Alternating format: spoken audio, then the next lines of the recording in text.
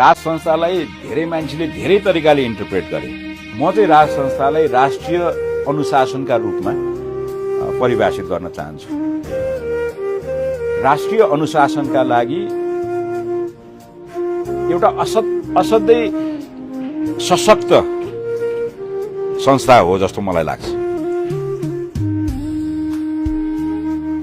अर्को कुरो, मुलुकको चाहिँ नि हित त्यो संस्थाले हतपत त्याग्दैन। राजनीति एउटा चिज हो, संस्था राज संस्था राजनीति भन्दा बाहिरको चिज हो।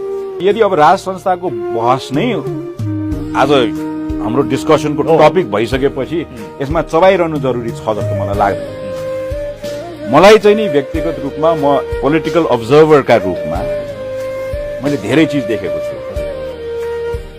र अब अरू कुरा मलाई थाहा छैन। मैले केटाकेटीदेखि नै देखिरहेको मान्छे हो नवराज सुवेदी, होइन? उहाँ पोलिटिकली सार्प हुनुहुन्छ, मेन्टली पनि अहिले पनि सार्पै हुनुहुन्छ। ठ्याङ मिलेको भए नेपालको प्रधानमन्त्री पद सम्हाल्न सक्ने व्यक्ति मध्येमा एकजना हुनुहुन्छ।